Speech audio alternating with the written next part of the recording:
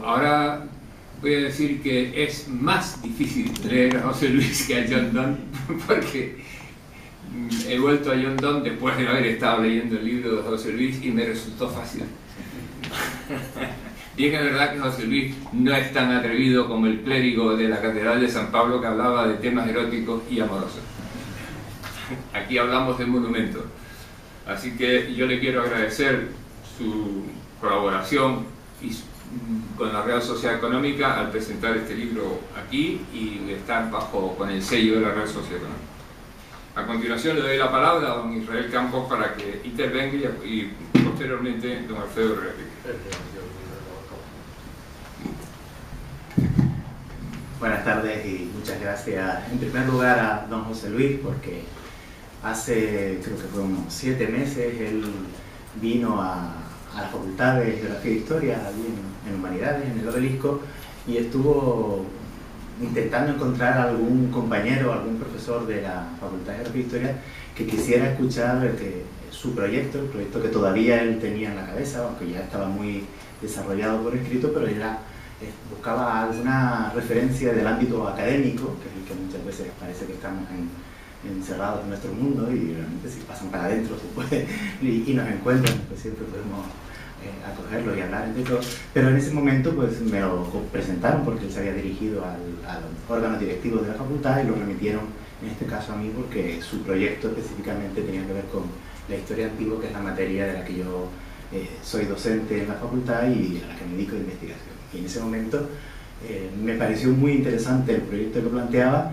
primero por el planteamiento que hacía, que no era no solamente una cuestión de sacar a la luz y de reivindicar un monumenticidio, que es como él ha acuñado ese neologismo para definir el abandono en el que no solamente en Barcelona, sino en muchos sitios, como estamos acostumbrados, residen buena parte del patrimonio histórico y arqueológico de algunas ciudades, sino también la idea suya de plantear esa situación del templo de Augusto en Barcelona en oposición a lo que en otras ciudades, en este caso los ejemplos más representativos que aparecen en el libro son el caso de la ciudad de Mérida Augusta, y de la ciudad de Tarragona. Entonces el planteamiento del libro era interesante en el sentido de esa contraposición de dos posibilidades, dos maneras de hacer medianamente bien las cosas, para luego enfrentarnos a una manera en la que es la que él denuncia de total abandono y de no haber sabido aprovechar las ocasiones que se presentaron en cada uno de los momentos. Entonces me pareció interesante, me pidió si yo estaría dispuesto a hacerle un pequeño prólogo a ese libro, que es lo que he aportado en esta edición, y si ustedes quieren pues podrán leer en ejemplar.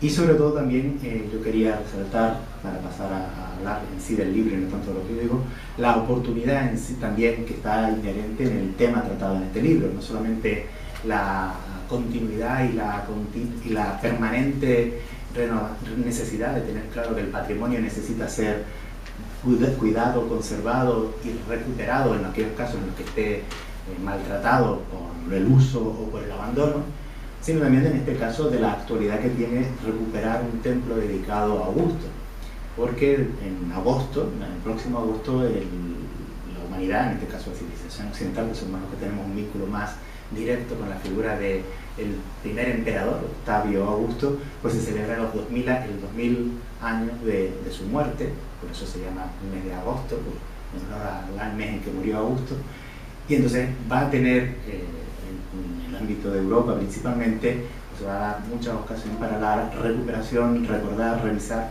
la memoria y la significación que tuvo este personaje para la historia no solo del Imperio Romano, sino de la civilización occidental, nuestra propia historia.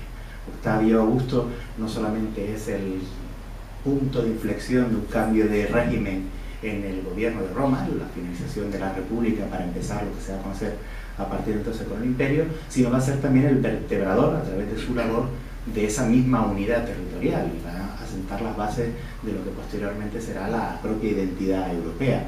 Y los vínculos de Augusto con Hispania, con la península ibérica, también son bastante significativos, no solamente en este caso la propia ciudad de Barcelona le debe su fundación como ciudad romana, no como ciudad, ya tenía unos años anteriores, pero su rango de colonia romana se concede, se aprueba durante el periodo de Augusto, que casualmente había venido unos años antes a la península ibérica para supervisar él mismo en persona la finalización de la conquista. Lo que pasa es que se tuvo que marchar sin ver finalizada la conquista porque los cántabros y los astures siguieron todavía resistiéndose bastante. Y paralelamente a eso, Augusto también tiene unos vínculos particulares con otras ciudades importantes de la península ibérica. Entonces el hecho de que don José Luis haya elegido esa denuncia del abandono del templo de Augusto de Barcelona justo en el año donde se va a conmemorar la figura de Augusto, le da una significación doble o triple o quíntuple a este texto y al mensaje que ahí se denuncia. Por eso estoy muy agradecido a su petición, estoy agradecido a la Sociedad Económica del haber podido conseguir que este libro se publique, y espero que si ustedes lo leen y lo entienden con las particularidades de la manera de escribir de don José Luis, saquen el mensaje que está detrás de esta denuncia. Muchas gracias, don Alfredo Herrera Piqué.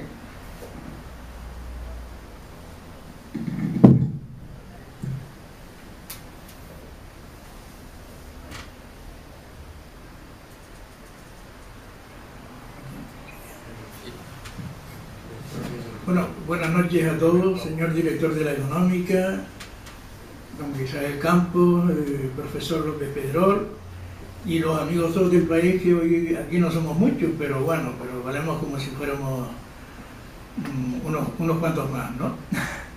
Así que lo único que quizá cuando uno está en estas mesas y eso, pues, y tiene una relación tan íntima con un público pues reducido, somos ahora mismo poquitos aquí, pues se siente pues a lo mejor un grado mayor de proximidad, pero también una nota de soledad, hay que decirlo, ¿no?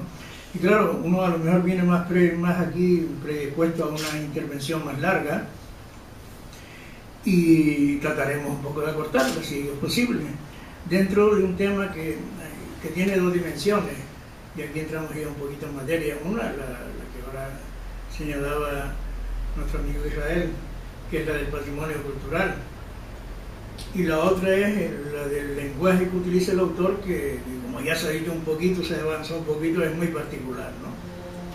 Entonces, claro, en toda sociedad que se precie, el tema de la conservación, respeto, rehabilitación, restauración, puesta en valor, difusión y tratamiento digno del patrimonio histórico y cultural y el patrimonio monumental es un tema de interés general. Esto no lo puede discutir nadie, y hay infinidad de cartas internacionales, por lo visto poco conocidas en España y especialmente en las Canarias, que lo están ratificando desde hace muchos decenios. Pero bueno, esta ciudad que tuvo, porque aquí el título del libro es monumenticidio, pues imagínense ustedes, cuando hablamos de monumenticidio aquí, pues tendríamos que hacer un inventario interminable, ¿no? Pues esta ciudad que tuvo 6 conventos y no queda ninguno, que tuvo 2 puentes y no queda ninguno, que ha sufrido mutilaciones de todo tipo, que de sus hermosísimos patios coloniales, pues ahora quizá podamos inventariar 30 con mucho optimismo y con poco rigor. Que se conserven 30, bueno, pues ya sería un triunfo. Y lo que José Luis López Pedrol siempre me plantea, y además continuamente, incluso en este libro que tiene de poemas del gris al oro, pues me plantea mucho lo del Centro Histórico de Las Palmas, Patrimonio de la Humanidad. Bueno, pues este es un tema que tenemos ahí atascado desde hace años, porque efectivamente tenemos el modelo de la laguna, pero no, aquí no se planteó como siguiendo los criterios ni las expectativas que en su día tuvo la laguna, fue un planteamiento independiente. Y yo estoy contentísimo de que la laguna sea patrimonio mundial, cultural, y además en la laguna se nos da un cambio extraordinario, extraordinario. Solo fuera por eso, es decir, visitadísima por turistas, por supuesto. Pero esta ciudad, esta zona, es visitadísima por turistas, pues todos los días, todos los domingos, algo así. No ya por los cruceros, que ya significaría tener un patrimonio de la humanidad como bandera para la atracción turística de este género de viajeros, sino por los turistas que están en el sur. Y aquí andan deambulando, pero en grandes cantidades, todos los días sin guía, bueno, tienen su guía textual, pero sin auxilio municipal, ¿no?, que ponga en valor este centro histórico, que tiene además un conjunto no ya de valores patrimoniales, bueno, que lo ha ido perdiendo por la desidia, la astucia, la ignorancia y la corrupción, sino que tiene también un conjunto de elementos de orden histórico, como puente marítimo en la construcción y el nacimiento de la civilización atlántica, que son, bueno, pues muy singulares, muy importantes y muy exclusivos.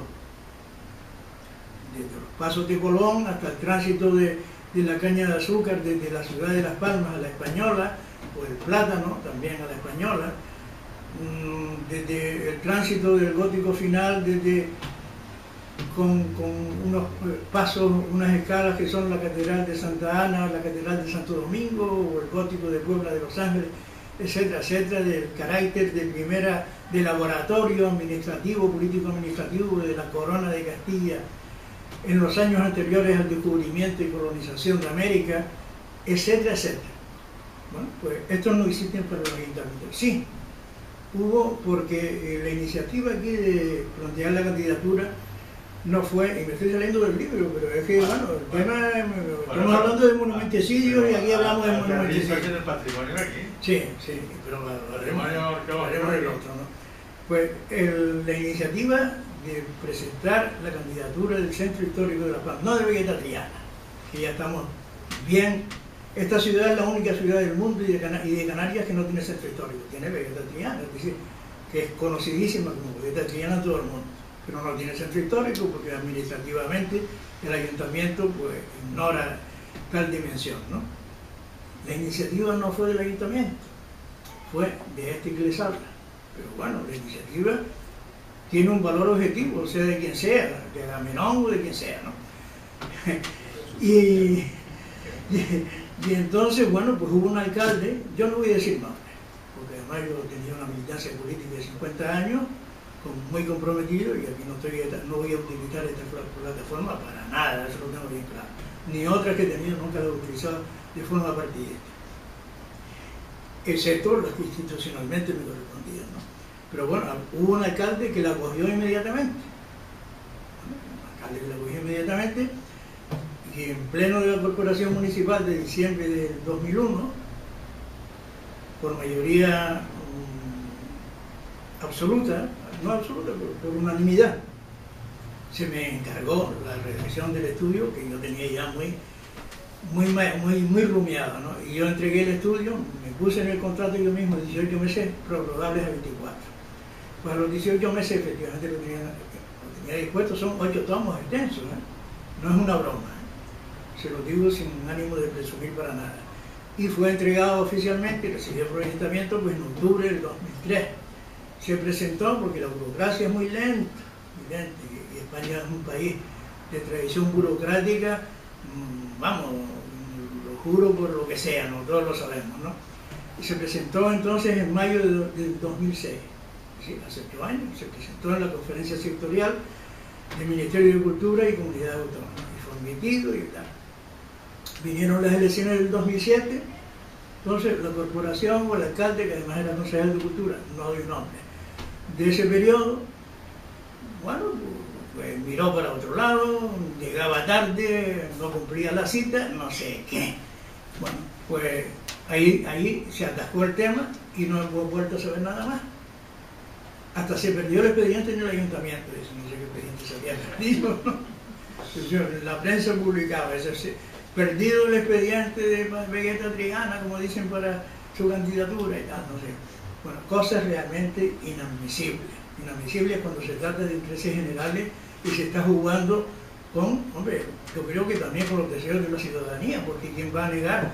Hombre, la concejala de Cultura actual dice que el tema ya está cerrado negativamente.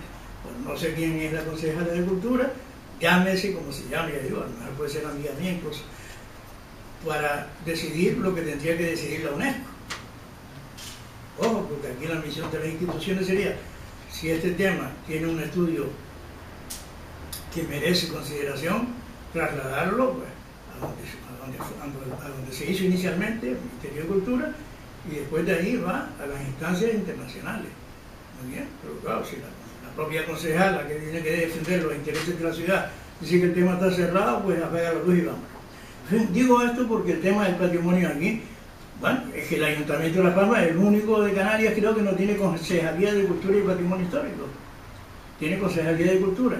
Y la Comisión de Patrimonio Histórico depende de la Concejalía de Urbanismo. El lobo cuidando las ovejas, donde se concentran todos los intereses inmobiliarios, especuladores, arquitectónicos y demás. Bueno, pues esta es mi denuncia, este es el monumentecillo que yo pongo sobre la mesa, acompañando a la sensibilidad de mi amigo Josep Lluís,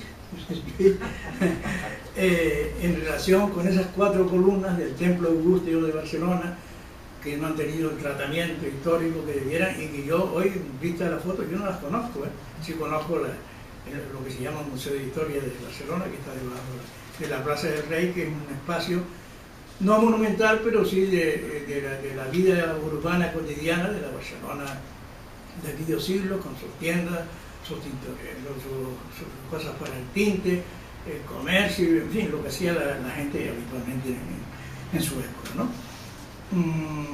Entonces, esta es la dimensión que, bueno, que el profesor Israel Campos pues, ha puesto más sobre la mesa. Y entonces hay otra dimensión en el libro, que es la que ponía sobre la mesa el director de la Económica, de entrada, y que no podemos obviar. Realmente es que toda lectura de un texto codificado es un acto de interpretación, y a lo mejor con carácter general un acto de traducción. En el libro que aquí se presenta es un riesgo máximo, lo adelanto. El problema de la heterogeneidad estructural que tiene el léxico adquiere una complejidad que está al alcance de pocos mortales, diciéndolo con todo el carácter festivo y amistoso que tiene una presentación. Pero por supuesto debo agradecer a López Pedrol el invite, la consideración y el invite que me hace a la hora de presentar el libro. El autor pues es realmente un alquimista del léxico. Practica un metalenguaje rupturista en cuyos movedizos sedimentos abisales ha de aventurarse arriesgadamente el lector para inquirir su significado, lo que será realmente un logro importante. Y en este libro tiene los títulos que tiene, sobre todo monumenticidio, el verbo se hizo piedra. López Pedrol aparece como un labrante de potentes, desnudos vocablos, escritor de polícromas inquietudes y lenguaje desbordado, oda al patrimonio monumental construida con cincel y martillo, de escritura escultórica, rotunda, contundente, de palabras que caen de roca en roca, con una forma de expresión, repito, muy singular. Aquí presento un inagotable tríptico, Emérita Augusta, Tarraco, Barcino, intenso mosaico de voz fuertes de denuncia del abandono y soledad de 4 ciclópeas columnas del antiguo gran templo del culto imperial Augusteo, en la Barcelona romana, una denuncia casi telúrica, abrupta, de opresiva agresividad vertical, inmenso holocausto del patrimonio histórico de este escultor de palabra definitiva, casi que nos recuerdan a los sones opresivos del comienzo de la Quinta Sinfonía, o las percusiones machaconas y compulsivas en la consagración de la primavera. Por poner una metáfora para irnos entendiendo. Es un libro anagrama que exige al lector componer y descomponer, deconstruir y construir un rompecabezas más difícil de digerir, perdón por la expresión, que el cubo de Rubik, nada menos. Jeroglífico, pues, reto al aventurado más atrevido. Obra cubista que va destruyendo sistemáticamente el umbral de sensibilidad del lector de máxima resistencia, como un infinito juego de ajedrez en el que el autor desarrolla un insistente ejercicio de jaque mate al lector. Así que aquí estamos presentando el escenario de una batalla casi. Después hablaremos pintura después de la batalla. Estamos hablando entonces de un escultor, casi escultor metido a literato, metafísico de la semiología, que alcanza una escritura cuatridimensional en catálogo interminable de palabras cruzadas, palabras escalonadas, palabras superpuestas, palabras en cintas de las que nacen otras muchas, que se independizan de las madres y hermanas y nos llevan a un lenguaje fractal, es decir, de ramificaciones, cuyo destino no podemos predecir ni averiguar. No sé, lo iremos averiguando a lo largo de la lectura. Porque el autor rompe violentamente la sintaxis, destruye las transiciones gramaticales, renuncia a los verbos, olvida las preposiciones y condena a muerte al modesto artículo. Y antes los adverbios ya huyeron despavoridos antes de que les tocara a los que son compañeros de léxico. Es decir, hay solo sucesión del vocablo, autosuficiente, solitario, cincelado con devoción monoteísta, en ruptura total y combate de estructura. Sartre afirmaba que una obra de pensamiento, un ensayo, una obra literaria, suponen siempre una relación dialéctica entre autor y lector, porque si no, no existe la obra en sí. Aquí viviremos una contienda sin tregua entre autor y lector y viceversa. Y el autor deviene en arqueólogo, nos descubre una nueva piedra roseta, ¿no? Pero que no ya es una estela trilingüe, sino que es un basalto poliédrico de infinitas caras que tenemos que ir descifrando en sucesivos planos. Hay aquí, por si fuera poco, una excavación ideológica de aquellos rastros monumentales de la Gran España, desde la sensibilidad que alimenta el monumenticidio. Estos, Fabio, hay dolor que ves ahora, campos de soledad, mustio collado, que se decían de Itálica en los textos de la escuela iniciática, y aquí recuperamos, pues, y que nos trae también al abandono de este centro histórico que nos rodea, bajo unas palmeras virginales que fueron el inicio de la ciudad y que hoy ni siquiera existirían como metáfora. Debemos estar, dijo Poniatowska al recibir el premio Cervantes hace una semana, con los ilusos, los destartalados y los candorosos, y no con los que pesan la vida contando millones de euros. No tengo que decir quiénes son. Y claro, yo ahora pues coincido con el profesor de la económica que decía, Don, precisamente la poesía es el fino discernimiento de la verdad. El fino, y creo en esta frase, creo profundamente. Lo decía Don, que fue un poeta insigne de los tiempos excelsos que habitaron Shakespeare y Cervantes y otros muchos. Y yo me pregunto dónde está la verdad en este mosaico que estamos reflejando, si en los profundos estratos de la filosofía kantiana, en los principios matemáticos, en los rincones de Aracateca o en la panza de Sancho. No lo sé. Más de una flor nace para florecer oculta, decía uno de los personajes de Joyce, Ulises. En realidad, las berninianas columnas del templo son para López Pedrol lo mismo que los gigantescos molinos de viento fueron para Don Quijote. Una metáfora que espero que me acepte el autor y después me responde. ¿Qué tal la mejoraré? En el libro, nuestro autor va viendo una sucesión de planos que pretenden llevarnos a la metáfora augusta bimilenaria. Nos preguntamos de nuevo, ¿dónde está la escena? Si está dentro, si está fuera. Igual entramos en el castillo de Barba Azul, teatro de la ópera de Budapest.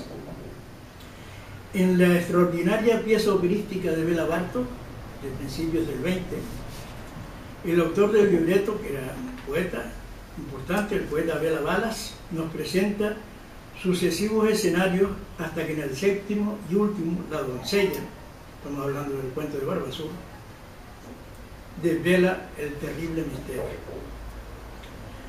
Al final de nuestro tortuoso o interesante itinerario, descubrimos, y esta es mi versión, no la del doctor, que Augusto, como el Sansón de la Biblia, quedó súbitamente sepultado por las desamparadas faraónicas columnas de su propio templo, inmolación de las que sobreviven solamente estos 4 pilares corintios de la Barcino eterna.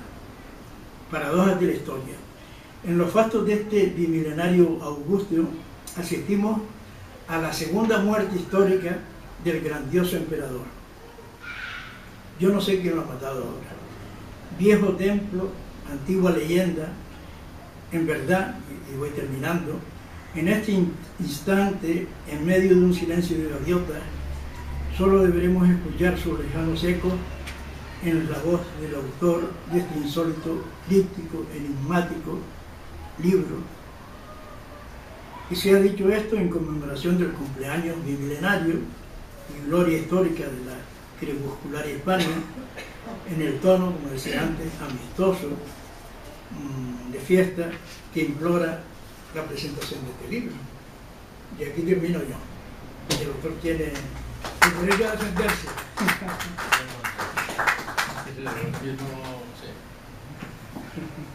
Bueno, agradecido, esto entre comillas,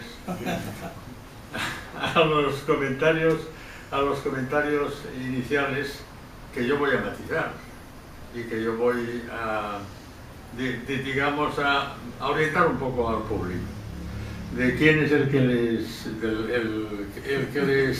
el autor del libro. Bueno, pues voy a empezar con primero realmente para mí para mí eso no son molinos.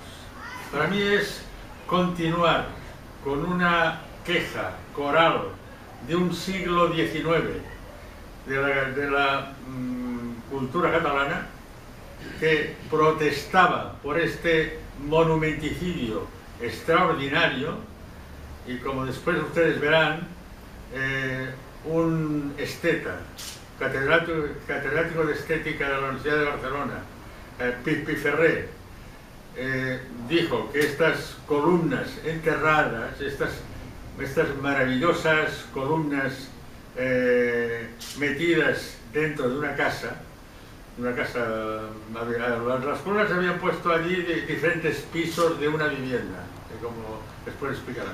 Pues bueno, era la casa de los horrores arqueológicos, y que además ni los barceloneses la conocían, y que lo que querían era que se liberasen y viesen la luz del sol. Bueno, esto lo dicen mucho después.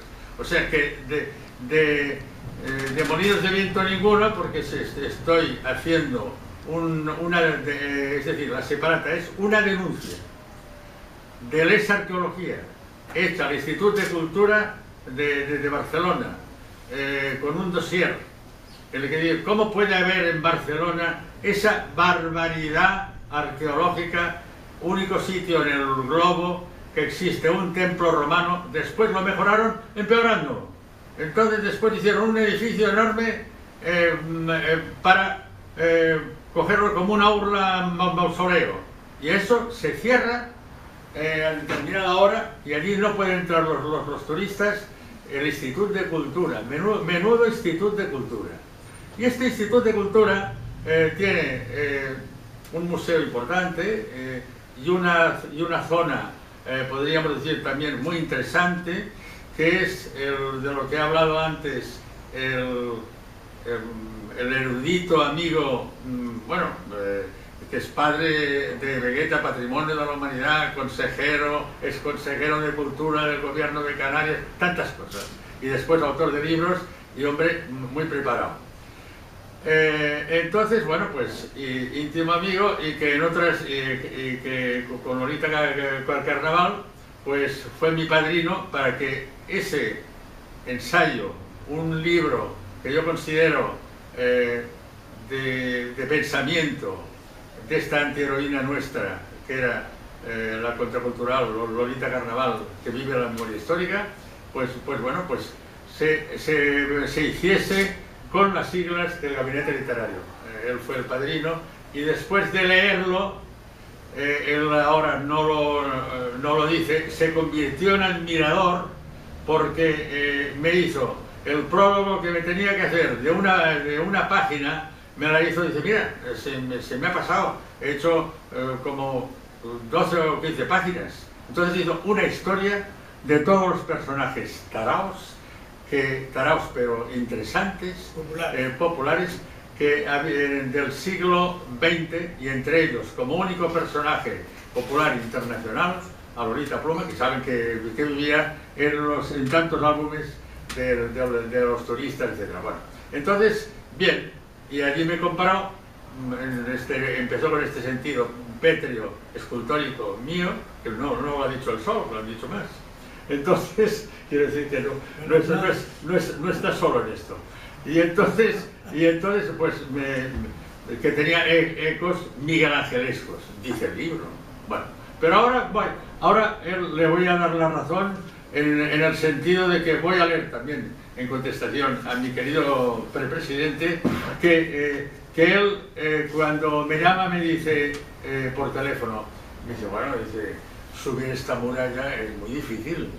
Entonces él es hiperculto, pero también pues acerado, pero al mismo tiempo lo que me dice aquí me gusta. Entonces a mí me gustan las cosas complejas.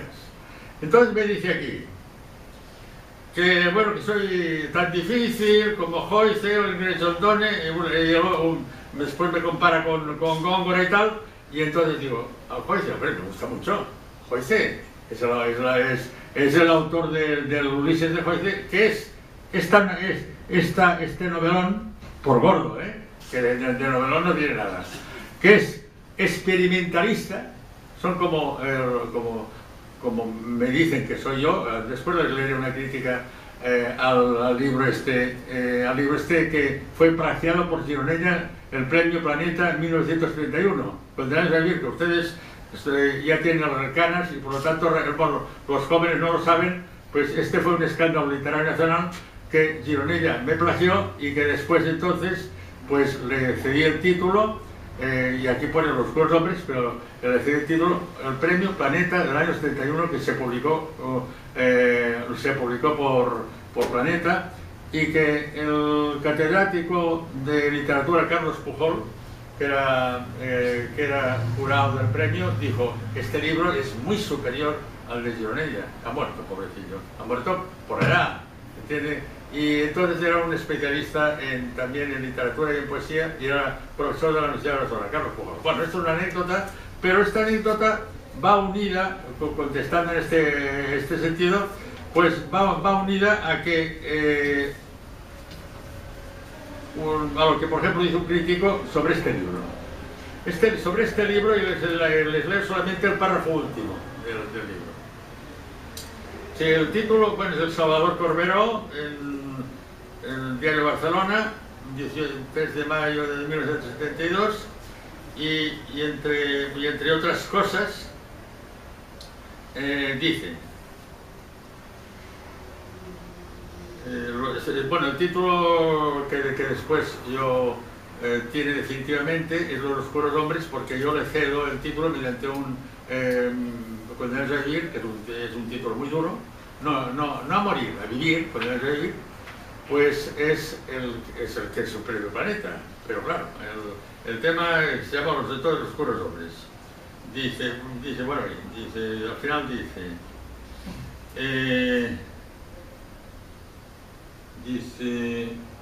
el libro contiene notables valores de investigación de forma. Eso es lo que se dice, que rompo la sintaxis, eso es lo que se dice, que de Labrante no, porque y que mi estilo es pétreo y escultórico, eso no es, pero que rompo la sintaxis y tal. La rompo conscientemente, en un plan creativo. Entonces dice, tiene notables valores de investigación de forma, dice, con trazos, dice, subrayado, que tiene trazos de perfección, aunque en su estructura actual ofrece las aristas de una piedra preciosa, literaria, eso lo dice este autor, aunque aún no perfectamente tallada. Entonces, bueno, este experimentalismo de forma, este sentido de laboratorio de la palabra, etcétera, es lo que hace avanzar al lenguaje. Entonces, pues bueno, pues ha habido escritores que en un momento dado los editores no los querían y después ahora son famosísimos y han creado esta... Bueno, este escritor, Ulises, este escritor también es un batiburrillo en un sentido vulgar, es decir, porque es una cantidad de cosas entrelazadas, complicadas, etcétera. Es el libro más importante de la modernidad literariamente. El Ulises de Joyce, que me cita él, y entonces digo, te lo agradezco. No por la oscuridad, porque la oscuridad también es mutua. Entonces, y además él también me da un piropo que me gusta, porque yo estoy aquí en Canarias desde hace 42 años, y entonces lo tengo que decir, ya que me han puesto por los pies de los caballos, pues lo tengo que decir.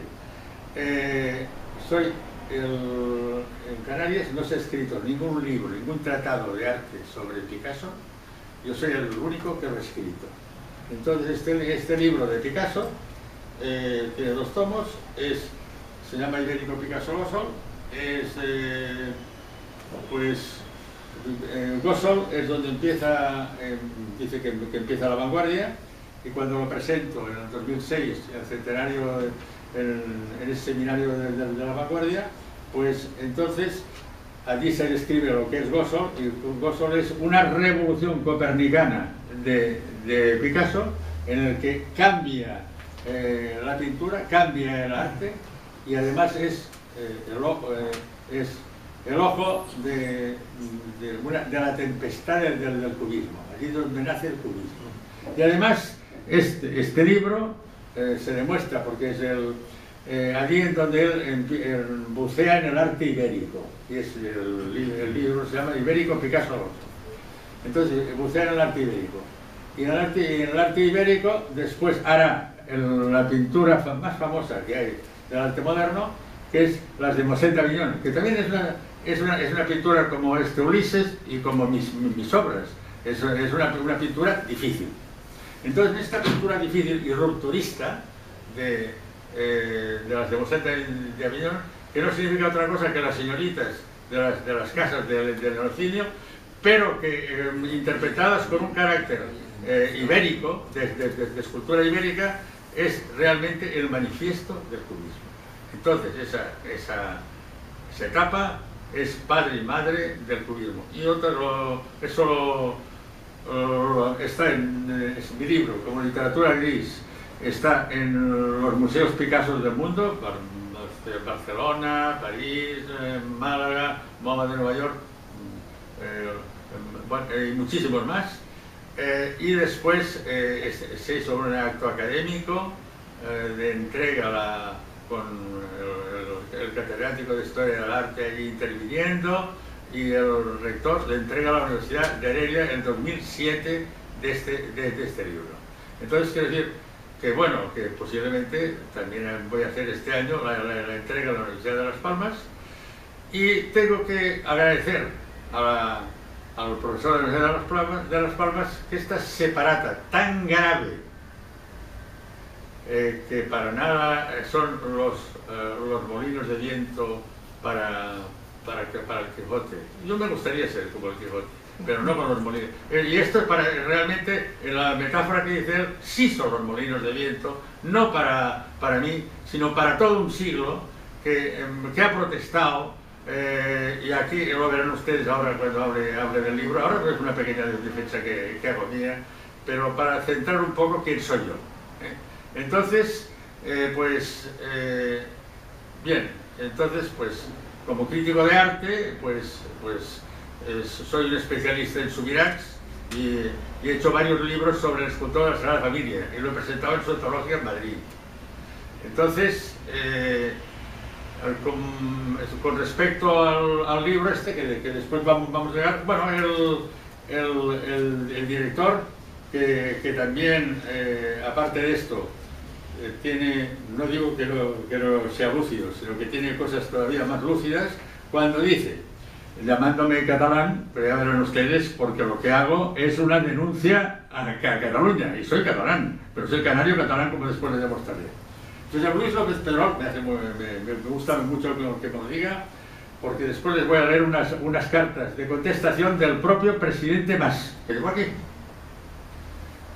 Entonces, José Luis López Pedrol se interesa tanto por la significación de la Reunión Europea como en su libro Ibérico Picasso Gossol, es el libro importante que me está siempre diciendo el otro profesor, que es un sabio, que ha hecho más de 20 libros, que en el libro es el primer prólogo, catedrático de Historia Antigua de la Universidad de Madrid, director de la Cátedra de Egiptología, sabio, 30 o 40 libros, el que además me dijo el profesor que había hecho la tesis sobre un libro de él, me dijo el profesor. Entonces, bueno, porque es una eminencia. Entonces, este ha hecho, por ejemplo, las traducciones del libro de los muertos. Es un asturiólogo importantísimo. Este me está diciendo, te falta publicar el libro, que es un libro trascendental a nivel universal, el libro de Picasso. Voy a intentarlo publicar desde aquí. Entonces, mediante mecenazgo.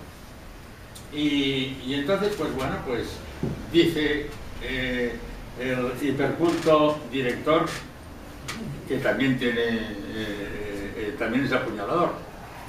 Entonces, José Luis López Pedrol se interesa en el apuñalador como mi íntimo amigo, y que él es admirador mío, pero él no lo demuestra. José Luis López Pedrol se interesa tanto por la significación de la ruina de Pompeya como en su libro ibérico Picasso Gossol por la génesis de las señoritas de Aviñón, manifiesto tú mismo de Pablo Picasso en el MoMA de Nueva York. Gracias, querido director. Bueno, entonces ya pues en principio ya seguimos ya con el libro, la presentación del libro, y la presentación del libro pues entraña lo que les habíamos dicho antes. Que bueno, como es una denuncia, lo había denunciado, y digo, ¿para quién se la voy a enviar? Al máximo responsable de esta denuncia, de este monumenticidio, de que aquello esté enterrado, de que esté encerrado en una casa privada, que eso es lo único en el mundo, esa barbaridad, esa monstruosidad. Y cada vez debajo de ellos, de sus poltronas, debajo de la Generalitat y del Ayuntamiento, está nada menos que la parte noble de la ciudad de Barcino, es decir, el foro romano, es decir, los templos, el Capitolio, es decir, seguramente más de 100 estatuas, y esas pobres, aprisionadas estatuas de Augusto. Bueno, entonces, dice aquí, por ejemplo, lo que dice aquí, pues, es una cosa receptiva, es decir, yo les meto el bombazo, que este libro es un bombazo, porque este libro no hablo yo, sino que hablan todas estas personalidades del siglo XIX, que meto aquí, que dicen que eso es una monstruosidad. Todas esas personalidades, yo soy el que tomo el testigo, mi pluma, y se lo transmito. Que a ver cuándo liberan esas columnas y que a ver cuándo se excava eso, en vez de haberse excavado lo que ha citado el erudito amigo, de esa parte que han hecho allí, que es una parte comercial, simplemente de tiendas, y que está al lado de las murallas, y que allí lo que han hecho, lo hicieron y empezaron en la República, después tuvieron cantidad de tiempo sin cubrirlo, y después lo han cubierto, y allí sí han hecho, en el subsuelo, se ve esa Barcelona tal, pero la Barcelona comercial. La Barcelona también tenía espíritu y tenía el templo fundacional de Augusto. Y toda la simbología augustea está allí enterrada. Eso es una vergüenza. Bueno, pues entonces yo les envío con una dedicatoria diciendo que les digo lo siguiente. La Generalitat podrá entrar en la historia si escucha y no es sorda a todo un siglo XIX. Ese siglo XIX clamante que está en este libro, de esa cultura catalana con mayúscula ilustrada que fue el siglo XIX. Y entonces, ¿qué tiene que hacer? Resucitar, le digo yo, en catalán, todo esto en catalán, diciendo, con mi catalán macarrónico, porque yo no he aprendido catalán. Entonces soy catalán de lengua madre, pero sin haberla estudiado, se lo digo. Entonces, pero les lanzo los dardos. Y entonces yo espero, pues, que se solucione esto, que se haga esta excavación y que aparezca toda esa maravilla, todos esos tesoros enterrados, aparezcan a la luz del sol y que se haga. Y les digo, con pillería. Bueno, en estos monumenticidios hay Tarragona, se llama Tarraco. Tarraco era una ciudad más importante, que era donde sí, como ha dicho el profesor, estuvo varias veces, estuvo Augusto, y allí estuvo así inclusive enfermo, etc. Bueno, total, que hubo un templo Augusto en donde dice que, aquí hablando lo canario, que floreció una palmera en el templo Augusto de Tarragona. Bueno, entonces pues, bien, pues en Tarragona, ¿qué pasa? Han ido, empiezan excavando cosas más fáciles, un anfiteatro, ahora aquí aparecen torres del foro, bastante mal excavado esta Tarragona, ¿eh? Yo soy de Tarragona. Entonces, y resulta que dicen, ¿y dónde está el templo romano de Augusto? Dentro de la catedral. Fíjense ustedes, dentro de la catedral, en el subsuelo de la catedral, está el templo fundacional de Augusto, dice que era inmenso y que se veía, dice, no recuerdo qué autor, Suetonio, no sé qué, que se veía a kilómetros de distancia, el Augusto de Tarragona, que tiene 9 columnas, etc. Bueno, entonces, y dicen, pues vamos a hacer una cosa, vamos a hacer unas prospecciones por georradar, que es lo moderno, ya saben, ustedes ya lo han visto aquello para ver si encuentran a esa pobrecilla niña desaparecida por esa juventud asesina de hijos de perra. Bueno, pues, y no la encuentra Marta. Bueno, pues, pero eso es muy eficaz. Y entonces hacen esa prospección por georradar, que es algo, les digo a ellos, primero ustedes lo que tienen que hacer, demostrando su buena voluntad, en este tal que además le voy a dejar a mi director las cartas para que las relea, para que Josep Luis López Pedrol, que soy canario catalán, las relea. Porque ya verá usted que a ellos les digo que soy canario catalán, que no soy catalán solo, ¿eh? Cuidado. Entonces, pues, pero lo hace bien, porque esta denuncia es un puñetazo a la mandíbula de la Generalitat y del conseller de Cultura de la Generalitat. Entonces les envío a estos dos capitostes, al presidente y al conseller de Cultura. Me contestan los dos, fíjense ustedes. Cuando yo hice la denuncia, la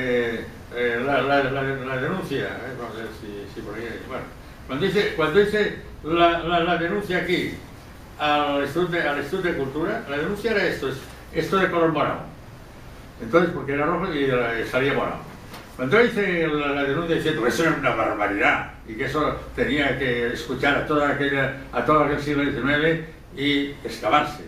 Bueno, pues no me contestaron, naturalmente. Entonces, esta denuncia sin contestación.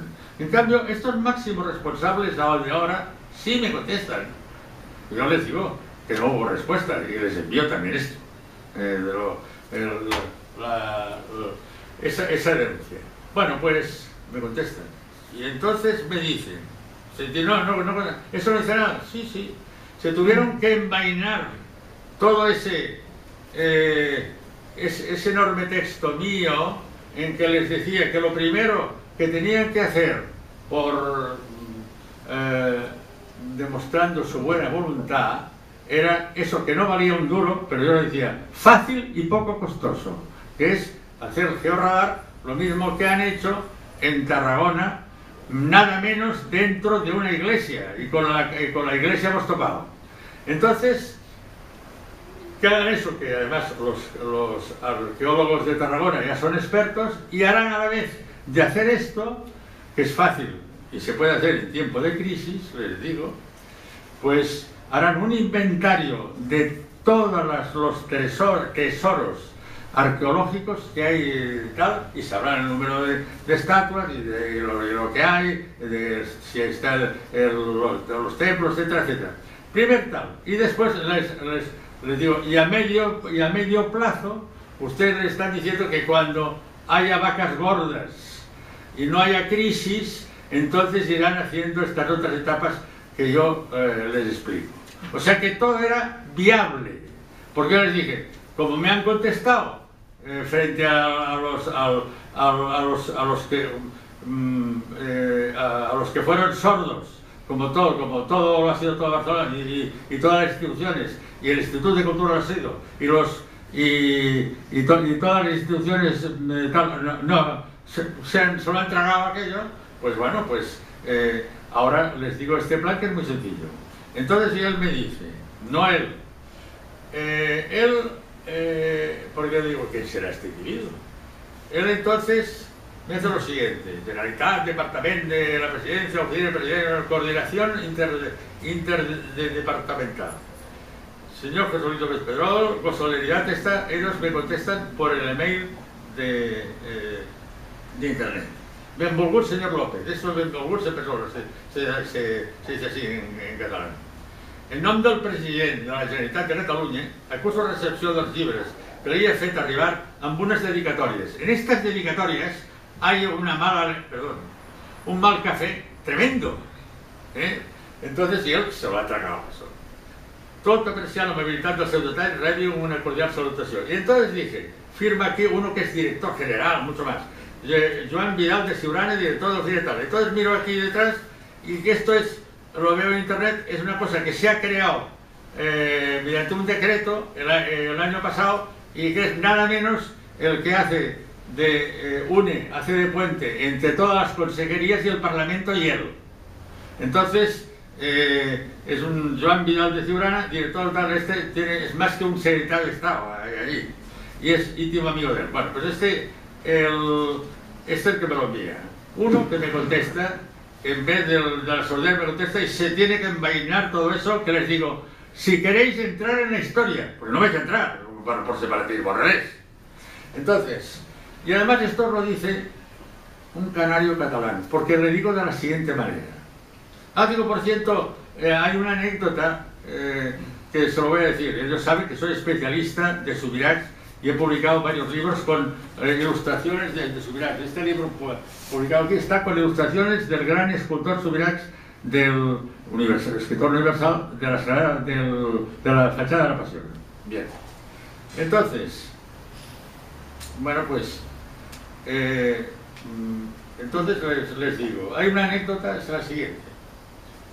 Yo, por cierto, hay una anécdota que el escultor Subirachs me llama canari catalán, y se lo digo en catalán, que es la siguiente. Él me está enseñando la Sagrada Familia y estamos en la flagelación. La flagelación es uno de los monumentos más duros que hay, más terribles que hay. Entonces, y viene un erudito famoso en Barcelona que se llama Fontbona, picassiano, muy conocido, muchos libros, y dice, mira, Fontbona, aquest és el canari català, este es el canario catalán del que te hablé, y aquí me dice, es que he venido aquí también para enseñarle él, que es simbólogo de la palmera canaria. Yo he sido muchos años secretario general de Cámara, y bueno, lo continúo siendo porque ya no existe, con Jesús Gómez, y plantamos 10.000 palmeras, y soy simbólogo de la palmera canaria. Bueno, pues entonces me dice, este simbólogo de la palmera canaria, dice, mira, aquí hay una palmera que es una palmera fósil que he querido que lo viese. Bueno, entonces le digo esto, pero le estoy diciendo que soy canario catalán. Entonces, en el prólogo de Viaje del Gris al Oro, hecho por el anterior director, pues resalta esto, que soy un canario catalán. Y entonces dice lo siguiente. Por otra parte, hay que reconocer en López Pedrol ese doble origen canario y catalán que plasma en su poemario, en este poemario ilustrado por Subirats, y que con tanta frecuencia pone de manifiesto en las conversaciones y tertulias en las que participa. Esa doble personalidad se deja ver claramente en esta obra, en donde el amor a la naturaleza se hace notar con especial dedicación a la palmera, quizás influenciado por el que fuera su amigo íntimo, Jesús Gómez, y con el que compartió su afición a la promoción y defensa del Tabra. Bueno, por otra parte, habla aquí de Tabra. Entonces, al mismo tiempo, él ha estado hablando de los monumenticidios de aquí. Pues el libro mío, que está dedicado en un 90% a Canarias, a nuestra isla, un 90%, pues empieza así. Empieza así, que contesta un poco al ombliguismo de esta ciudad atlántica preciosa, donde hay unos funcionarios subnormales e ignorantes que los grandes planes, como por ejemplo que eso sea patrimonio de la humanidad. Vegueta es una maravilla. Vegueta es un barrio museal, Vegueta. Entonces, y digo aquí yo, este Viaje del Gris al Oro, el primer poema solamente tiene 3 líneas y son las primeras que empiezan. El poema es largo. Es el viaje al cuerpo de la isla. Y digo: inagotable vuelta a descifrar, tras lustros, reiniciada cintura de la isla redonda, nuestra isla. Difícil circunvalar ombligos, eso. No solo nuestro ego, otros. Bueno, con eso ya te respondido poco también. Bueno, ya voy a ganar. Esto, no obstante, te lo doy para ti, porque después el consejero de Cultura hace más. El consejero de Cultura, antes de que me envíen esto, pues me llaman por la mañana y me dicen: les he enviado el libro dedicado, que entrarán en la historia, y tal y cual, etc. Si oyen al siglo XIX. Bueno, pues me llama una señorita: yo soy de la Secretaría del Consejo de Cultura, tal. Es un catalanista de miedo, pero un hombre muy importante dentro de la cultura catalana. Bueno, y entonces me dice: me ha dicho que le dé el correo electrónico para que nos envíe cuáles son sus peticiones. Fíjese usted, sus peticiones. Pues y yo pues les hago todo eso, que empiecen por la buena voluntad y que hagan esa prospección, como han hecho en Tarragona, y donde ha habido un pacto entre Iglesia y el Consejo Civil, y dentro ha estado cerrado de 2 años al culto en la Catedral de Tarragona para poder excavar el Augustium, porque estaba en el altar mayor y tuvieron que cerrarlo.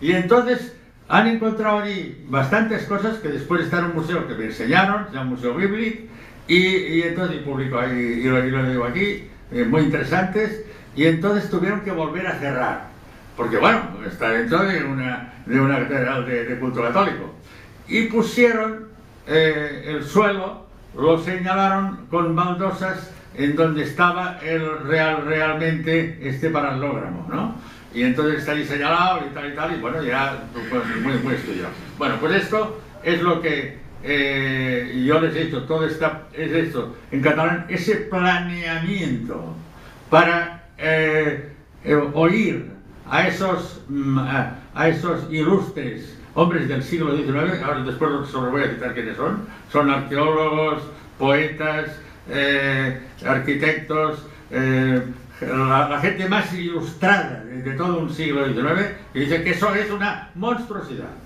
Bueno, pues esto para que lo puedas tener vamos a ver, yo todavía pienso que pueden contestar alguna cosa más. Bien, entonces habíamos dicho que yo había presentado esta denuncia, y después les quiero señalar que Barcino, con todas las ciudades romanas, tengo aquí un mapa de Barcino, y en este mapa de Barcino pues hay dos calles principales, que son el Cardo Maximus, que es la horizontal, y la de Cumanos, que es la vertical. En esa conexión de la vertical y la horizontal es donde están la Barcelona noble, es decir, la Barcelona de los templos, la Barcelona del foro, la Barcelona de las estatuas, la Barcelona, la arqueología realmente, donde hay estatuas, los museos tienen estatuas, pues allí hay más de 100 niños, inútiles, me refiero, se lo digo a los barcelonenses. Pues esto era una ciudad pequeña con unas murallas que tenía 800 metros de Cumanos, de arriba abajo, y 550 metros. Lo único que han hecho ha sido encontrar en las excavaciones, no en excavaciones, cuando han ido arreglando las murallas, que han encontrar alguna cosa tirada allí. No han hecho nada, ¿eh? Realmente es una Barcelona, realmente es pobrísima. Barcelona que es tan importante en tantos sentidos. Yo soy wagneriano, Barcelona es wagneriana, y en tantos sentidos es importante. Bueno, entonces vamos ya, sigamos, iremos haciendo ahí pinceladas y aterrizando lo nuestro. El libro este, que es esa serie separata reivindicativa de denuncia, pues está dedicado a yo le llamo Napoleón de la arqueología, que es nada menos que Pierre Paris. Está con el libro, ya lo verán ustedes, con unas palmas triunfales. Nuestra palmera, el símbolo de nuestra palmera, es el símbolo de la victoria, del triunfo. Porque él es un genio. Y digo, al hispanista Pierre Paris, y después lo explicaré. Napoleón, arqueología, Promenades, es unos libros que él hizo, que se llama Paseos, en francés, 1914, elegía Copasmo, cantó ruinas, porque canta las ruinas, pero para que dejen de ser ruinas, como después ustedes verán. Emérita Roma española era la 9ª ciudad del mundo, Emérita Augusta. Y él además sí tuvo otras cosas que me fueron bien para el iberismo. Colón, Ibérico Arte, madre de Moisés de Aviñón, aquí sale el logo de Picasso, porque todo lo mío está entroncado, de Aviñón, manifiesto con mismo Picasso. ¿Qué pasó? Que este Pierre Paris, pues en España éramos tan ignorantes que lo mismo que, por ejemplo, aquí en el Museo Canario hay unas maravillosas diosas madres que son, bueno, ¿y eso qué es? Pues en España les llamaban moros, cosas de los moros. Esas cosas de los moros era pura ignorancia, era el arte ibérico. Y este hombre se llevó la Dama de Elche y se llevó una cantidad de cosas importantísimas, de templos ibéricos, que hicieron una colección de arte ibérico en París. Y fue a través de que está esto en el Museo del Louvre, que Picasso, pues, bueno, en español, y entonces ve aquello y dice, esto es arte de mi tierra, esto de aquí. Y estas orejotas tan grandes son también de mi tierra, pero esto tiene fuerza. Y entonces es cuando roban dos imágenes, lo roba con Apollinaire, un discípulo de Apollinaire, las tiene en casa, y allí, después de verlas y sentirlas y tal, pues aparecen esas demoiselles d'Avignon, esas señoritas destrozadas, contra toda sintaxis, contra todos los cánones de la belleza, feístas, etc., pero que son un puente hacia el cubismo, es decir, hacia nuevas formas de lenguaje, que es las demoiselles d'Avignon. Entonces, las demoiselles d'Avignon, que están en el Museo de Nueva York, pues están hechas encima del harén de Gozo y de lo que allí descubre Porque en Gósol, ¿qué pasó? En Gósol era una ciudad, era un pueblo pirenaico, 1300 metros de altura, y que estaba totalmente aislado de la civilización. Allí se iba con mulas. Y entonces, cuando encuentra allí, encuentra a la gente que está vistiendo los trajes, las mujeres, las caperuzas, los trajes ibéricos. Allí el iberismo ha quedado congelado. Vete terminando porque son las 9:00. Pues nada, vamos ya. Vete centrando bueno, el final pues ya. Bien, bien. Pero quiero decir que...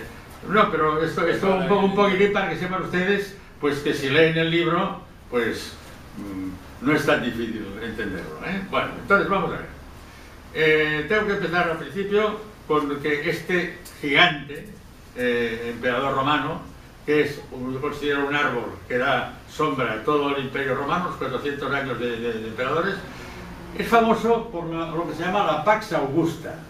Es decir, aquí decía el profesor que todavía no habían, los últimos que se sublevaron y tal fueron los cántabros, y fueron los últimos que vencieron. Pero la Pax Augusta es, podríamos decir, lo más importante de él, tender al mundo una paz, que no haya guerras.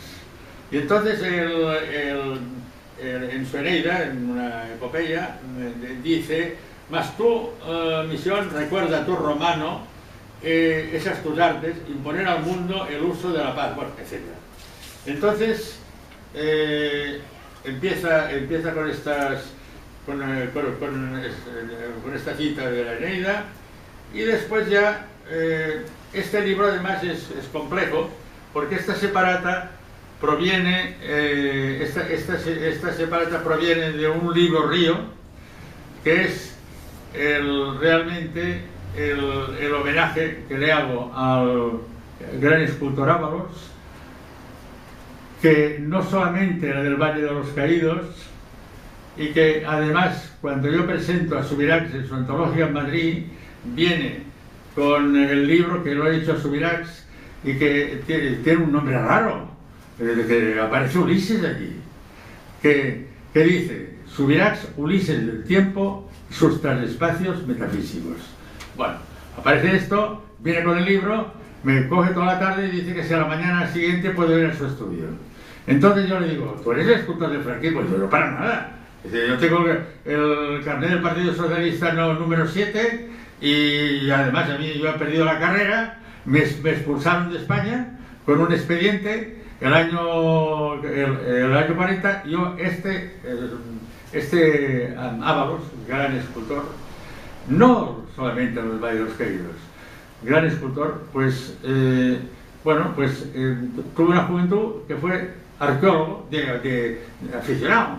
Entonces él era de América Augusta y tenía el padre ciego. No pudo ir con el premio que le habían dado pensionado a Roma, que se lo dan a los máximos, era el premio extraordinario de escultura, tal, premios de la Real Academia de Bellas Artes, etc.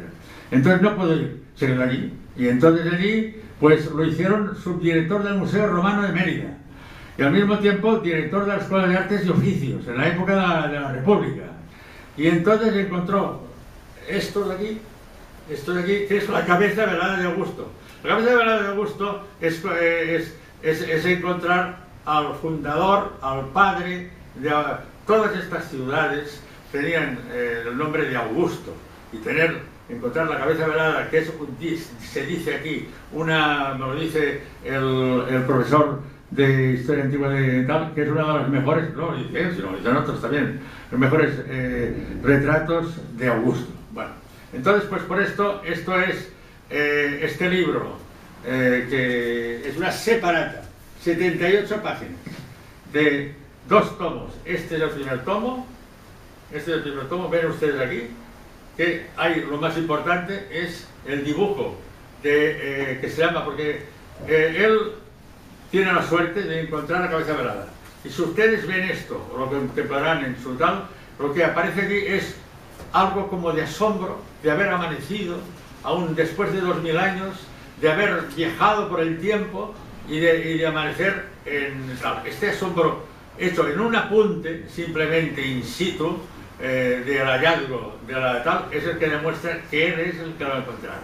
Porque después nos encontramos con un mediocre y amnésico arqueólogo, que es el director de allí, el subdirector, que vive a 80 kilómetros y que realmente no ha hecho nada, porque al vivir 80 kilómetros y tener no sé cuántas cosas, ser cronista, ser bibliotecario de la ciudad, ser no sé qué, ser no sé cuántos, no se acerca nunca, y todas las excavaciones las hace Ábalos. Y entonces el tema es el siguiente.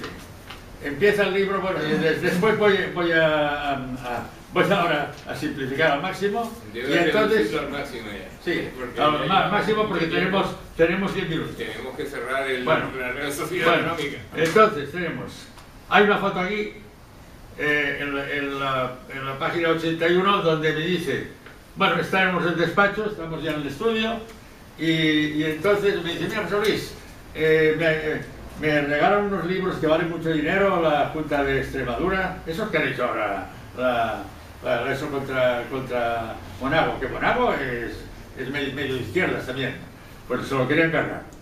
Entonces, pues bien, dice a la Junta de Extremadura que gastan mucho dinero en estas cosas. Fíjate aquí, esto de aquí, dice, aquí detrás, en el peristilo, encontré la cabeza velada de Augusto. Esta es la fotografía que le hago yo a eso. Digo, ¿qué me dices? ¿Tú también eres arqueólogo? Dice, sí, yo he encontrado no solamente esto, sino muchísimas cosas. Y ya te explicaré. Digo, vamos a ver. Dice, yo he hecho dibujos de todas las cosas que encontraba y los dejé en el museo. Digo, mira, vamos a ver. Pues yo soy repetizador, el labrante repetizador. Y le digo, mira, ¿por qué no hacemos un libro que se llama Cuaderno de Campo, serie de dibujos 1933-1936 y tú me aportas esos dibujos y yo esos dibujos y yo los comento? Pues sí. Y dice, pero a mí lo que me interesaría es que me hicieses, me interpretases lo de Valle de los Caídos, que yo le llamo los colosos. Bueno, total, que esta parte de aquí es donde demuestra que realmente, bueno, aquí hago una reivindicación de él y entonces hay diferentes diferentes instituciones que van diciendo que sí, que estuvo allí de ayudante, que va, se lo hizo todo él. Entonces hay unas memorias que yo ahora les llamo desmemorias, porque realmente no le cita a él y en cambio pone los dibujos que él ha hecho. Él, por ejemplo, hizo los jardines de tipo Erickson, de tipo pompeyano, hizo pues un planning. Él, por ejemplo, hizo los columbarios, que eso me lo han señalado y está firmado por él. Él, por ejemplo, encontró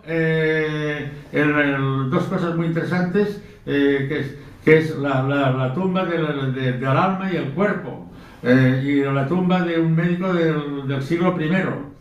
Bueno, y estas dos cosas, los dibujos, se publicó por un sabio que había en la época que se llamaba Gómez Moreno, arqueólogo y presidente de la Real Academia de la Historia y no sé qué. Bueno, pues este hombre tan importante, digo, pues bueno, vamos a hacer esto. Y entonces le he hecho tal, y le he hecho un libro que tiene 2 volúmenes, 2 tomos y 7 volúmenes, y parte del primer volumen es este libro de aquí, es tal. Entonces, ¿por qué? Pues porque entonces puede comparar. Esto también lo sintetizo porque si no, no hay tiempo. Puede comparar que Emérita Augusta, Emérita Augusta, pues lo que hace Emérita Augusta es transformar un monumenticidio que era sobre un palacio. Había encontrado Palacio Monsaúl se llama, había encontrado también unas columnas y se había apoyado en él. Y eso, menuda barbaridad. Eso lo ve Pierre París y dice, qué barbaridad. Es como estar unido a un cadáver. ¿Qué es eso? Bueno, entonces, ¿pero qué pasa?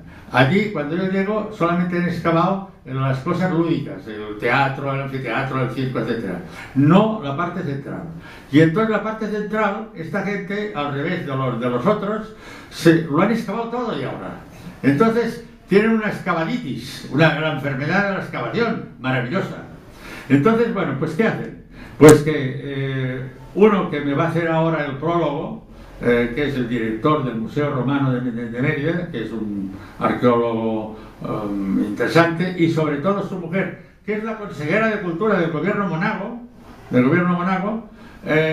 porque es una romanista internacional y tratadista internacional, donde ellos hacen seminarios internacionales. El Museo de Arte Moderno, de Arte Romano de allí, tiene prestigio internacional, como el Museo de Berlín, etcétera, etcétera. Entonces, pues estos dos son los que van a hacer el prólogo, pero en principio lo excavaron todo. Y entonces él dice, vamos a ver, templo de Diana, que también estaba tal. No, esto es el templo de Diana, esto es Augustum. Hace la excavación y entonces, pues lo verán ustedes ahí, está excavado perfectísimamente y reconstruido el templo. Después, pero ello no es suficiente. Después hay una generación de jóvenes arqueólogos que se llaman el Consorcio Monumental, que también excavan y allí encuentran 3 foros, no 1, 3. El foro de la colonia, el foro provincial, encuentran 3 foros y lo excavan perfectamente y hacen un tomazo así, que yo también resumo y que me han enviado ellos y que me enviaron nosotros, y queda resumida también toda esta labor, esa fiebre que digo yo, excavadora, maravillosa, de ellos que lo han excavado todo. Entonces, claro, allí no hay monumenticidio ya, allí hay simplemente que está excavado. Entonces, Barcelona, máximo monumenticidio, amnesia total, se cargan a todo un siglo, es decir, por la pela, por el bill metal, hay un tal, pues José Luis, vamos a ir terminando. Bueno, pues perdona que te interrumpa porque no podemos estar 1 hora y media. Bueno, pues ya está. Más, y yo la verdad que lo siento, pero es que has dicho muchísimo, no lo puedes decir todo. Yo tengo que contestar a lo otro. Vale, no lo puedes decir todo, pero sí lo dices en tu libro y en los que vienen. Perfecto. Así que muchísimas gracias a ustedes por venir. Perfecto. Muchísimas gracias y gracias a José Luis por publicar el libro en nuestra Real Sociedad Económica y presentarlo. Muchas gracias.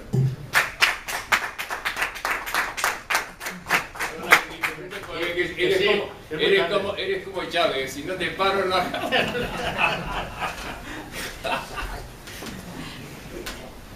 Bueno, lo conseguiste ya. Lo conseguí, ¿eh? Después de Me gustó. un sacrificio. Encantada, Bueno, muchísimas gracias, José Luis. Ya no sabes ni qué traer. Mira tú la bibliografía que traes. No cabía más. Y allí hay otro. Aquí. Bueno, muy bien, me ha encantado, es apasionante todo lo que la manera, todo y la densidad, ¿Qué fue lo más divertido? todo el contrapunto, Lo más divertido fueron. Yo sabía que tenía que llegar a ese momento. El falso más falso. Siguiendo lo que dice el otro, que también me admira, porque me comparan con Joyce y el otro. Son dos admiradores que tengo, pero... tendrán razón en todo. Encantado, ¿eh? Igualmente. Encantado. José Luis, La real, o sea que algo adiós, encantada. Vamos a Esto. Adiós, Yo estoy puesto de calor. Venga, José, Claro que sí. vete recogiendo. Vete recogiendo y ya no se tiene que ir. No, porque El amigo es que si no para, no se para. A ver, Yo sabía que tenía que pararlo, lo sabía. Pero no No, silencio. Señor presidente, ¿tiene usted un boli por ahí aparte? no, pues, ¿no lo tiene José Luis? yo lo tenía, pero vamos a ver qué pasa. Ahora lo miro. Pues mire, no tengo ahora. A ver si Diana tiene. A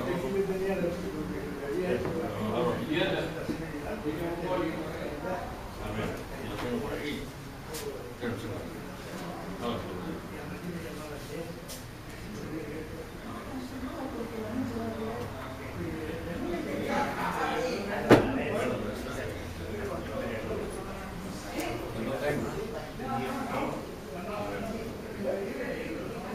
A ver, espérese, a ver.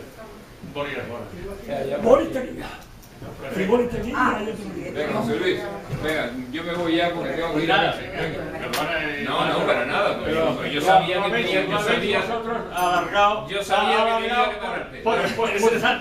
Y advierto que he sido suave yo. No, ya, pero yo sabía que tenía que llegar. Y aquí entramos ya un poquito en materia. Una, la que ahora señalaba nuestro amigo Israel, que es la del patrimonio cultural. y la otra es la del lenguaje que utiliza el autor, que como ya se ha dicho un poquito, se avanzó un poquito, es muy particular, ¿no?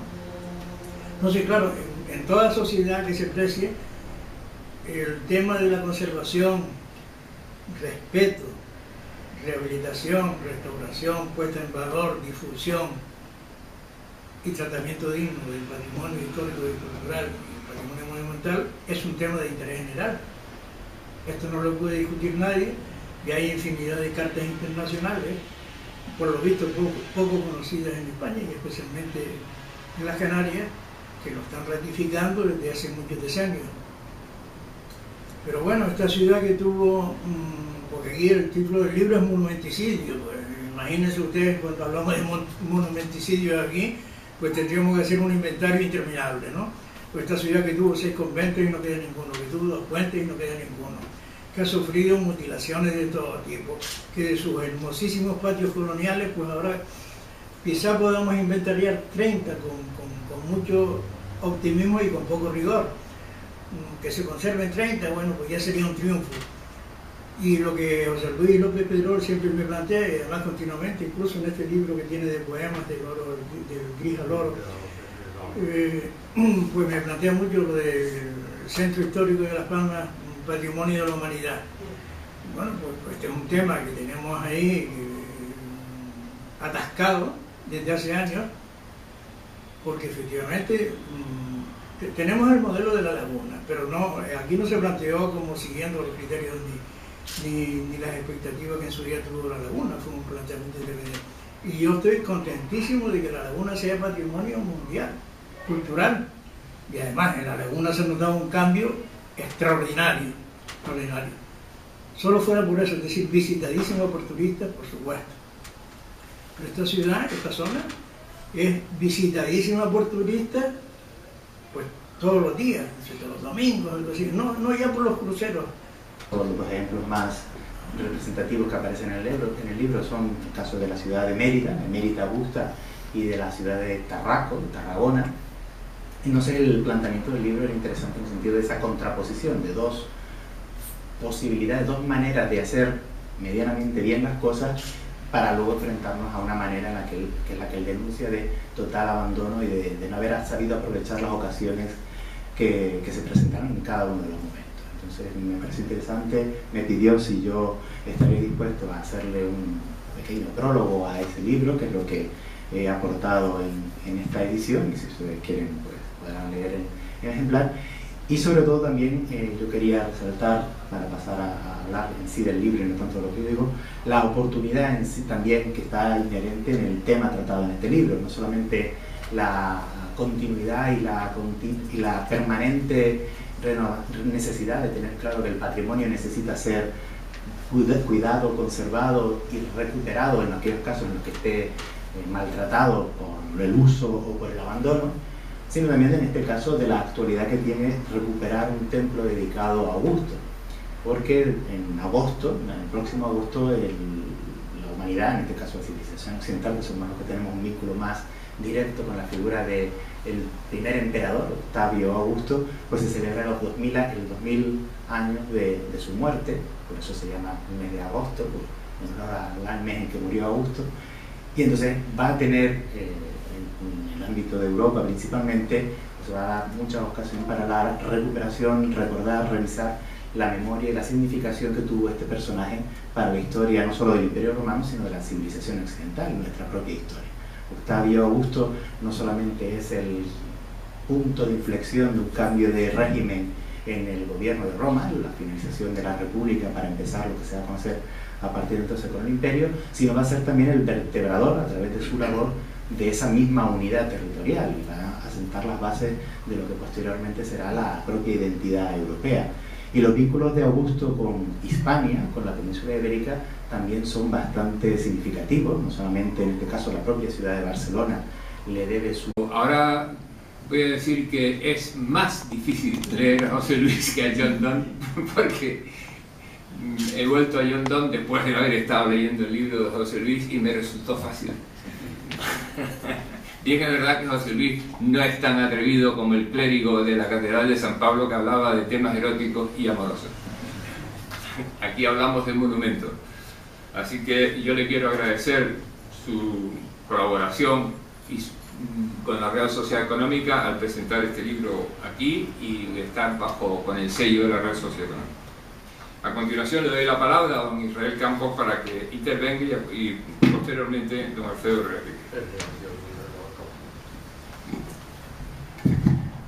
Buenas tardes y muchas gracias en primer lugar a don José Luis, porque hace, creo que fueron unos 7 meses, él vino a la Facultad de Geografía e Historia, allí en Humanidades, en el Obelisco, y estuvo intentando encontrar algún compañero, algún profesor de la Facultad de Geografía e Historia que quisiera escuchar su proyecto, el proyecto que todavía él tenía en la cabeza, aunque ya estaba muy desarrollado por escrito, pero ya buscaba alguna referencia del ámbito académico, que es el que muchas veces parece que estamos encerrados en nuestro mundo, y realmente si pasan para adentro y nos encuentran, pues siempre podemos acogerlo y hablar entre todos. Pero en ese momento pues me lo presentaron porque él se había dirigido al órgano directivo de la facultad y lo remitieron en este caso a mí porque su proyecto específicamente tenía que ver con la historia antigua, que es la materia de la que yo soy docente en la facultad y a la que me dedico de investigación. Y en ese momento me pareció muy interesante el proyecto que planteaba, primero por el planteamiento que hacía, que no era no solamente una cuestión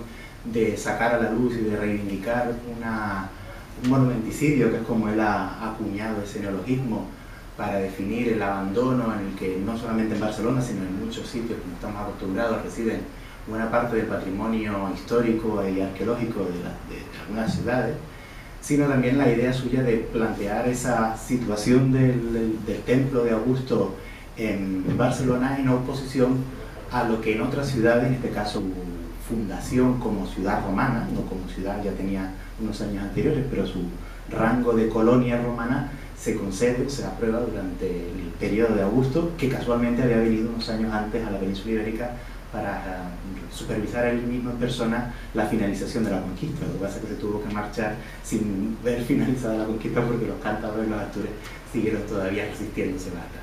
Y paralelamente a eso, Augusto también tiene unos vínculos particulares con otras ciudades importantes de la península ibérica. Entonces el hecho de que don José Luis haya elegido esa denuncia del abandono del templo de Augusto de Barcelona justo en el año donde se va a conmemorar la figura de Augusto, le da una significación doble o triple o quíntuple a este texto y al mensaje que ahí se denuncia. Por eso estoy muy agradecido a su petición, estoy agradecido a la Sociedad Económica el haber podido conseguir que este libro se publique, y espero que si ustedes lo leen y lo entienden con las particularidades de la manera de escribir de don José Luis, saquen el mensaje que está detrás de esta denuncia. Muchas gracias, don Alfredo Repique.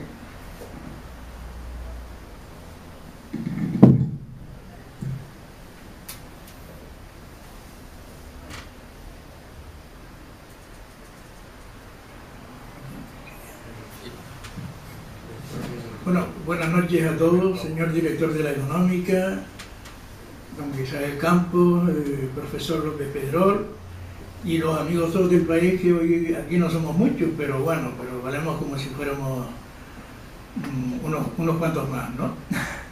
Así que lo único que quizás cuando uno está en estas mesas y eso, pues, y tiene una relación tan íntima con un público pues reducido, somos ahora mismo poquitos aquí, pues se siente pues a lo mejor un grado mayor de proximidad, pero también una nota de soledad, hay que decirlo, ¿no? Y claro, uno a lo mejor viene más aquí predispuesto a una intervención más larga, y trataremos un poco de acortarla, si es posible, dentro de un tema que tiene dos dimensiones, que ya significaría tener un patrimonio de la humanidad como bandera para la atracción turística de este género de viajeros, sino por los turistas que están en el sur. De aquí andan deambulando, pero en grandes cantidades, todos los días sin guía, bueno, tienen su guía textual, pero sin auxilio municipal, ¿no?, que ponga en valor este centro histórico, que tiene además un conjunto no ya de valores patrimoniales, bueno, que lo ha ido perdiendo por la desidia, la astucia, la ignorancia y la corrupción. sino que tiene también un conjunto de elementos de orden histórico, como puente marítimo en la construcción y el nacimiento de la civilización atlántica, que son, bueno, pues muy singulares, muy importantes y muy exclusivos. Desde los pasos de Colón hasta el tránsito de la caña de azúcar desde la ciudad de Las Palmas a la Española, o el plátano también a la Española, desde el tránsito del gótico final, con unos pasos, unas escalas que son la Catedral de Santa Ana, la Catedral de Santo Domingo, o el gótico de Puebla de Los Ángeles, etcétera, etcétera, del carácter de laboratorio administrativo, político-administrativo de la Corona de Castilla en los años anteriores al descubrimiento y colonización de América, etcétera, etcétera. Bueno, pues estos no existen para los ayuntamientos. Sí, hubo, porque la iniciativa aquí de plantear la candidatura no fue, y me estoy saliendo del libro, pero es que, bueno, el tema, estamos hablando de monumenticidios y aquí hablamos de monumenticidios. ¿El patrimonio aquí? Sí, sí, pero haremos el otro, ¿no? Pues la iniciativa de presentar la candidatura del Centro Histórico de Las Palmas, no de Vegeta Triana, que ya estamos bien. Esta ciudad es la única ciudad del mundo y de Canarias que no tiene centro histórico, tiene Vegeta Triana, es decir, que es conocidísima como Vegeta Triana en todo el mundo, pero no tiene centro histórico porque administrativamente el ayuntamiento pues ignora tal dimensión, ¿no?